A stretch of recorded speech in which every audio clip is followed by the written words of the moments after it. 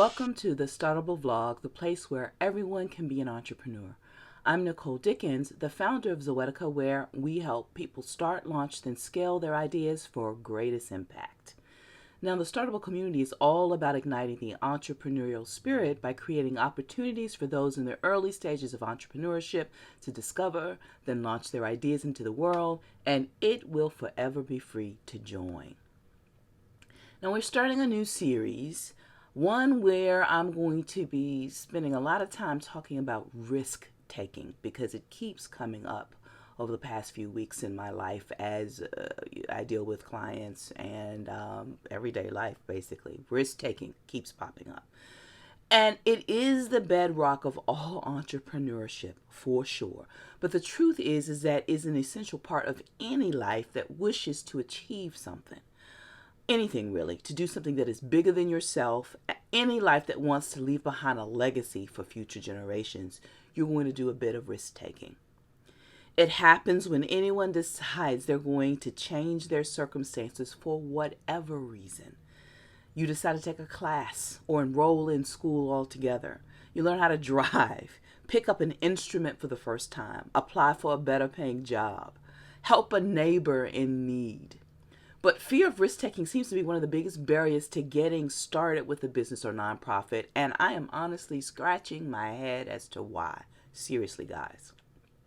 Because we take risk every day. From the moment we wake up and step into our bathrooms, we are taking risks.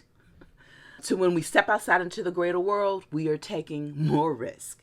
We have conditioned ourselves to believe that those risks are necessary and that they're small ones. For some reason, most of us seem to discount the dangers of doing these seemingly mundane things, and we walk past them without even flinching. Why? That word again, necessity. I'm going to be using it a lot. I have been using it a lot. I'm going to keep using it a lot. Most of us know that we need to get up each morning and make a pit stop in that bathroom. We don't have a choice about that.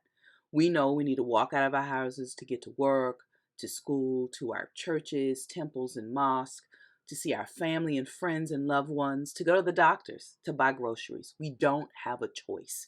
We face these daily risks because we know we have to, because we have no choice if we want to live and be a part of this hustling and bustling world.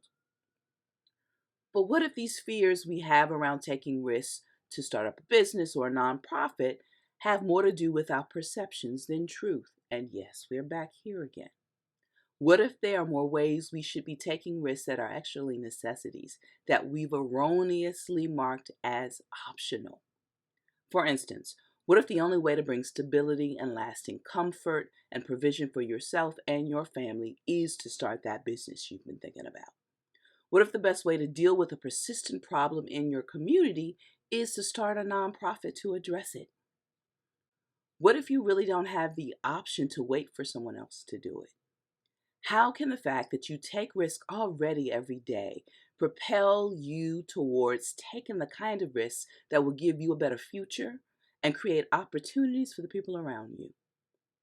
Some of you may have heard by now the term she session, meaning the majority of people who have lost their jobs as a result of the pandemic-induced recession we are all enjoying are women.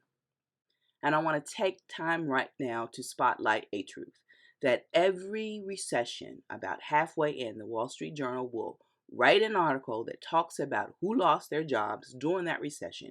And every single time, the highest percentage are women and minorities.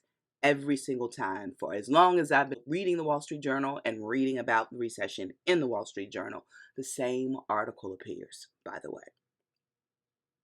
So many of these women from this she session, the new term we have for this recession for an old thing that's been consistently happening, many of these women are now looking at entrepreneurship as an option because the current landscape of the job market is making it clear that this may be the better route to ensure future income and economic stability.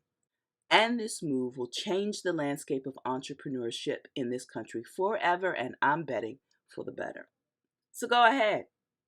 I dare ya. Along with getting out of bed and walking out of your front door, take that other risk. The one that will move you closer to launching that business or nonprofit that's going to change the world, because the world needs changing, people. Think of it as just taking one step towards your own future. Now go out there and just get something done. I dare ya.